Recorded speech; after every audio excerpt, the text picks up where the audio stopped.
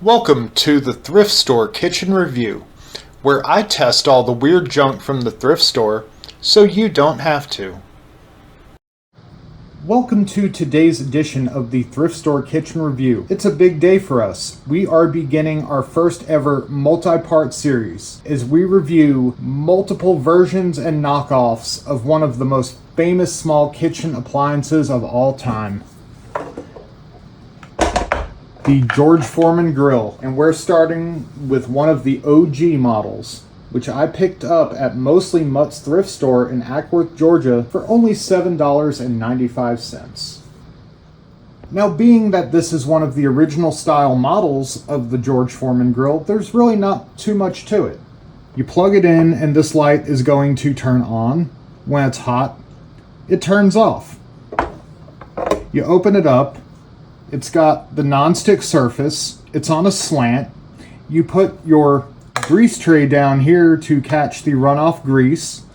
The upper lid has a little bit of weight to it, so it pushes the fat out of whatever you're cooking. It's a really simple device, and that's what made it popular. You combine its easy functionality, its reputation for being a healthy way to cook, and the big name celebrity endorsement, and this thing just took off. It's basically the 1990s version of the air fryer. I'm about to get this cleaned up and get some ingredients ready, and we're going to cook on it. So I've removed the price tags and I cleaned up this Foreman grill. For an older one, this one is honestly in great condition. What's nice about this one is the interior nonstick surface is fully intact. I've seen hundreds of these things in the thrift stores, if not thousands. Usually there's two issues. Number one, they don't come with the grease tray or the cleaner. Now, I don't believe this grease tray or this cleaning tool actually came from this machine, because if I remember correctly, they were usually the same color, and the older cleaning tools had a different look to them. I honestly don't care as long as I have them. Now, this non-stick surface is in perfect condition. Usually when you see these, they're heavily damaged because people don't heed that warning of do not use metal utensils on a non-stick surface. Whoever owned this one either didn't use the machine very much or heeded that warning. What I'm using as my test item for this one is some hamburgers. They're lightly seasoned, just some salt, pepper, garlic, and Dale steak seasoning. And that's what I'm going to be using as the main test on all the other models I test. Now, these burgers are not especially thick. In my experience, when cooking on any of these indoor grilling devices, be it a Foreman grill, a smokeless indoor grill, you don't want them thick. Thinner is better, because this type of device is not meant to cook thick meat and cook it properly. Generally, when you do that, you end up with an outside that's burned to a crisp and the inside isn't ready yet. So we're trying to avoid that. Once this is ready to go, we'll be back and we're going to throw our burgers on. The preheat light has turned off, so we're ready to put our burgers on. One thing I don't know if you noticed when I opened this up, in the center there's these little studs on top of the grill line so that stuff that's higher on the grill doesn't slip down. Nice little design feature. So we'll put one here on the bottom, two on the top, and in about 6 minutes we're going to check them. I'll be back.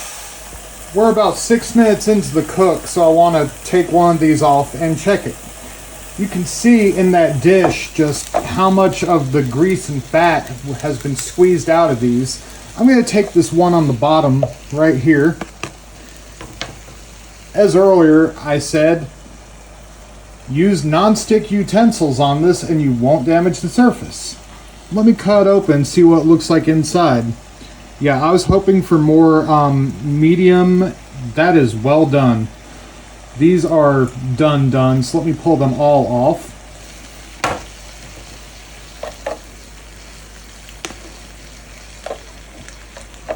I was just going by the guide I found online. I'm guessing that 6 minute mark was more for a much thicker burger, but we'll give it the taste test anyway. So let me close this and unplug it. Have a bun right here. I'm going to test it with no toppings at first. Other than the fact it cooked too long, it's not bad. Next time I will definitely adjust how long I cook for the size of the burger. Now with George Foreman grills, if you've ever owned one, the worst part is the cleaning. Because even with the little grease spoon, it doesn't get it all out. And then you have to dispose of all that grease. So what I'll do, I'll let it cool some, but where it's still warm, and I can wipe the interior down with a paper towel. Once I get this cleaned up, we're going to give this particular model one more test, and we'll be back for that.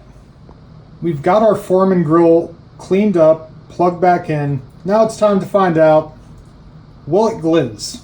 Well, will it glizz is more of a rhetorical question, because we know it will. It's more of a question of how well will it glizz. So let's open it up, throw our hot dog in, and shut the lid.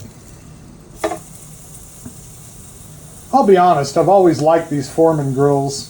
Problem is I hadn't used one since college, and that was a couple decades ago. They're a solid device. They always have been. They're simple, they're convenient, and they just work. Overcooking the burgers was just operator error. I should have accounted for the fact that I did make those burgers a little thinner and checked them earlier.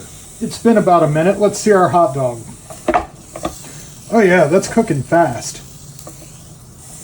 Put it back down there for a sec, about 30 seconds. I'm going to turn it on its side. Those are some pretty grill marks. Let's get sides now, and then we'll see how it tastes.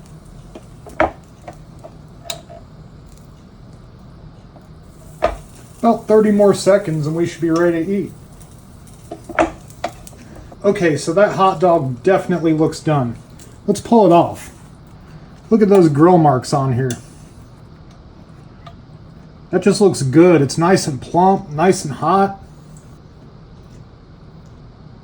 That was a good hot dog, cooked all the way through, got some burn on it from the grill marks. I like it.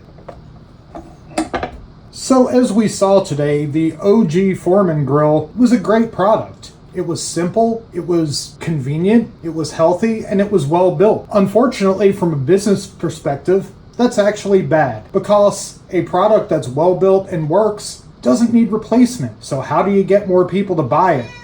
Well, and that was my cat you just heard in the background, by the way. Hi, Zelda. Back to what I was saying. From a business perspective, that's bad. Good products don't have to be replaced. So in order to get people to keep buying, you have to do one of two things. Release new products in the line that are also well built, keep it relatively limited, but they didn't do that with the George Foreman grill. They went completely crazy, releasing everything they could with that name on it. And next week, we're going to examine a couple of those. Thanks for joining us today on the Thrift Store Kitchen Review. We invite you to like and subscribe, and join us on our Facebook, which is linked in the description below. Be sure to get out there and support your local thrift store, and have a wonderful day.